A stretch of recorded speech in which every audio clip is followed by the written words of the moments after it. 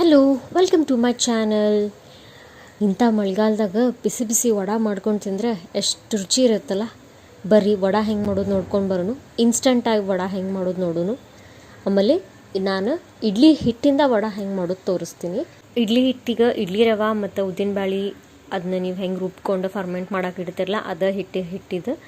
ಆ ಹಿಟ್ಟಿಗೆ ಎರಡು ಸ್ಪೂನ್ ಅಕ್ಕಿ ಹಿಟ್ಟು, ಆಮೇಲೆ 2 ಸ್ಪೂನ್ ರವೆ ಹಾಕ್ಕೊಂಡೀನಿ, ಜೀರಿಗೆ, ಆಮೇಲೆ ಒಂದು ಸಣ್ಣ ಪೀಸ್ ಕೊಕೊನಟ್ ಪೀಸ್ ಹಾಕ್ಕೊಂಡೀನಿ ಸಣ್ಣ ಕಟ್ ಮಾಡ್ಕೊಂಡು. ಆಮೇಲೆ ರುಚಿಗೆ ತಕ್ಕಷ್ಟು ಉಪ್ಪು ಹಾಕೋರಿ.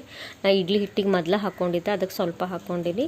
ಆಮೇಲೆ ಕಲರ್ ಬರಲಿ ಅಂತ ಒಂದು ಸ್ವಲ್ಪ ಸಕ್ಕರೆ ಹಾಕ್ತೀನಿ. ಆಮೇಲೆ ಕೊತ್ತಂಬರಿ ಇಷ್ಟು ಹಾಕ್ಕೊಂಡು ಇನ್ಸ್ಟಂಟಾಗಿ ಮಾಡ್ಬೋದು, ಕಲಸಿ ಇಡಬೇಕಂತ ಏನಿಲ್ಲ. ಅಷ್ಟು ಹಾಕ್ಕೊಂಡು ನೀವು ಕಾದಿರೋ ಎಣ್ಣೆಗೆ ಹಾಕ್ಕೋಬೇಕು. ನೋಡಿರಿ, ಅದು ಫ್ರೈ ಆಗುವಾಗ ಹೆಂಗೆ ಕಲರ್ ಬರ್ತೈತಿ ನೋಡಿರಿ. ಇದು ಎಂಥ ಕಲರ್ ಐತಿ, ನೋಡಿದ ತಕ್ಷಣ ತಿನ್ಬೇಕನ್ಸುತ್ತೆ ಅಷ್ಟು. Next vlog.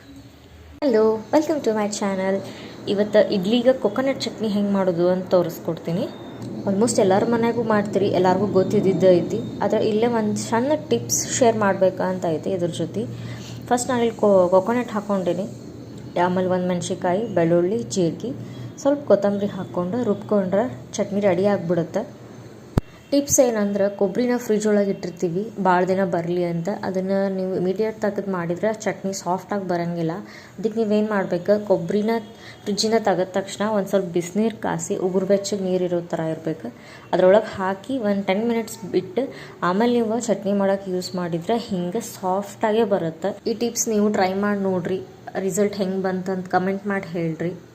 ಕಂಪ್ಲೀಟ್ ವಿಡಿಯೋ ನೋಡಿರಿ, ನಿಮಗೆಲ್ಲ ಇನ್ಫಾರ್ಮೇಷನ್ ಸಿಗುತ್ತೆ. ಆಮೇಲೆ ಲೈಕ್, ಕಮೆಂಟ್, ಶೇರ್, ಸಬ್ಸ್ಕ್ರೈಬ್ ಮಾಡಿರಿ. ನಿಮ್ಮ ಫ್ರೆಂಡ್ಸಿಗೆಲ್ಲ ಶೇರ್ ಮಾಡ್ಬೋದು, family ಮೆಂಬರ್ಸಿಗೆ.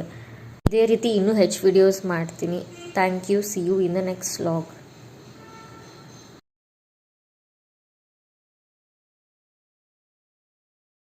Hello, welcome to my channel. ಇವತ್ತು ಇಡ್ಲಿ ಜೊತೆ ತಿನ್ನುವಂಗೆ ಒಂದು ಸಾಂಬಾರು ಮಾಡೋನು, ವೆಜಿಟೇಬಲ್ ಸಾಂಬಾರು ಹೆಂಗೆ ಮಾಡೋದು ಅಂತ ನೋಡ್ಕೊಂಡು ಬರೋನು. ಫಸ್ಟ್ ಒಂದು ಸ್ವಲ್ಪ ಆಯಿಲ್ ಹಾಕ್ಕೊಂಡಿನಿ, ಅದಾದಮೇಲೆ ಜೀರಿಗೆ, ಸಾಸಿವೆ, ಆಮೇಲೆ ಒಂದು ಬ್ಯಾಡಗಿ ಮೆಣಸಿನ್ಕಾಯಿ, ಒಂದು ಸ್ವಲ್ಪ ಕರಿಬೇವು ಹಾಕ್ಕೊಂಡಿನಿ. ಆಮೇಲೆ ಆನಿಯನ್, ಉದ್ದುದಕ್ಕೆ ಹೆಚ್ಕೊಂಡಿರೋ ಆನಿಯನ್, ಒಂದು ಸ್ವಲ್ಪ ಬೆಳ್ಳುಳ್ಳಿ ಹಾಕ್ಕೊಂಡಿದ್ದೇನೆ. ಒಂದು ಸ್ವಲ್ಪ ಕಲರ್ ಚೇಂಜ್ ಆಗುವಂಗೆ ಫ್ರೈ ಮಾಡ್ಕೋಬೇಕು. ಆಮೇಲೆ ನಾನು ಹೆಚ್ಚಿಟ್ಕೊಂಡಿರೋಂಥ ವೆಜಿಟೇಬಲ್ಸ್ ಎಲ್ಲನೂ ಹಾಕ್ಕೋಬೇಕು. ನಾ ಇಲ್ಲೇ ಫ್ಲವರ್, ಪೊಟ್ಯಾಟೊ, ಕ್ಯಾರೆಟ್, ಬೀನ್ಸ್ ಮತ್ತು ಕಾಲಿಫ್ಲವರ್, ಆಮೇಲೆ ಒಂದು ಸಣ್ಣದು ಇತ್ತು ಬದ್ನಿಕಾಯಿ, ಅದನ್ನು ಯೂಸ್ ಮಾಡೀನಿ. ಅದಾಗಿ ನಾನು ಸ್ವಲ್ಪ ಫ್ರೈ ಮಾಡ್ಕೋಬೇಕು. ನಾನು ಇಲ್ಲೇ ಖಾರದ ಪುಡಿ ಯೂಸ್ ಮಾಡೀನಿ, ಆಮೇಲೆ ಹಲ್ದಿ ಪೌಡರ್, ಆಮೇಲೆ ಒಂದು ಸ್ವಲ್ಪ ಗರಂ ಮಸಾಲ ಹಾಕ್ಕೊಂಡಿನಿ. ಇದೆಲ್ಲ ಹಾಕ್ಕೊಂಡು ಫ್ರೈ ಮಾಡ್ಕೊಂಡ್ಮೇಲೆ ನೀವು ಒಂದು ಸ್ವಲ್ಪ ಟೊಮ್ಯಾಟೊ ಹಾಕ್ಕೋಬೋದು. ಅರ್ಧ ಹಾಕ್ಕೊಂಡ್ರು ಸಾಕಾಗುತ್ತೆ. ಟೊಮ್ಯಾಟೊ ಎಲ್ಲ ಹಾಕ್ಕೊಂಡು ಒಂದು ಸ್ವಲ್ಪ ಫ್ರೈ ಆದಮೇಲೆ ಸ್ವಲ್ಪ ಹುಣ್ಸೆಹಣ್ಣು ರಸ ಹಾಕ್ಕೋಬೇಕು. ನಿಮ್ಮ ಟೇಸ್ಟಿಗೆ ತಕ್ಕಾಗ ಹುಳಿ ಜಾಸ್ತಿ ಬೇಕಂದ್ರೆ ಹಾಕ್ಕೋಬೋದು, ಇಲ್ಲಾಂದ್ರೆ ಸ್ವಲ್ಪ ಹಾಕೋರಿ. ಆ ವೆಜಿಟೇಬಲ್ಸ್ ಎಲ್ಲ 50% ಅಷ್ಟೇ ಬಾಯ್ಲ್ ಆಗಬೇಕು. ಅದಕ್ಕೆ ನಾನು ಇಲ್ಲೊಂದು ಸ್ವಲ್ಪ ಮುಚ್ಕೊಂಡು ಬೇಯಿಸ್ಕೊಂಡಿನಿ. 50% ಬೆಂದರೆ ಸಾಕಾಗತ್ತೆ. ನಾನು ಇಲ್ಲೇ ಬ್ಯಾಳಿ ಮೊದಲು ವಿಜಿಲ್ ಹೊಡೆಸ್ಕೊಂಡು ಇಟ್ಕೊಂಡಿದ್ದೆ, ತೊಗರಿ ಬ್ಯಾಳಿ, ಇದನ್ನು ಹಾಕ್ಕೊಳತ್ತೀನಿ. ಆಮೇಲೆ ನಿಮ್ಗೆ ಎಷ್ಟು ನೀರು ಬೇಕೋ ಕ್ವಾಂಟಿಟಿ ಅಷ್ಟು ನೀವು ಹಾಕ್ಕೋಬೋದು.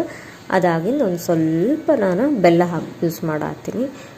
ನಾ ಇಲ್ಲಿ 50% ಬೇಯಿಸ್ಕೋರಿ ಅಂತ ಅಷ್ಟೇ ಅಂದೆ, ಯಾಕಂದ್ರೆ ಅದು ವೆಜಿಟೇಬಲ್ ಸಾಂಬಾರು ಆದ್ಮೇಲೂ ಕ್ರಂಚಿನೆಸ್ ಇರಬೇಕು, ಆಮೇಲೆ ಒಳಗೆ ಸಾಫ್ಟ್ ಇರಬೇಕು.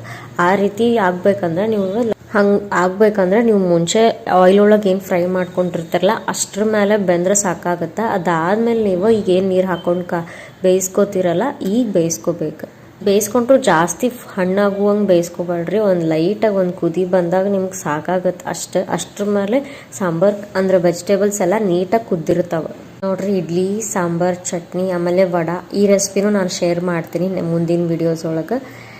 ಎಂಥ ಕಾಂಬಿನೇಷನ್ ಅಲ್ಲ, ನೀವು ಟ್ರೈ ಮಾಡಿರಿ, ಹೆಂಗೈತೆ ಅಂತ ಹೇಳ್ರಿ. Thank you. See you in the next vlog.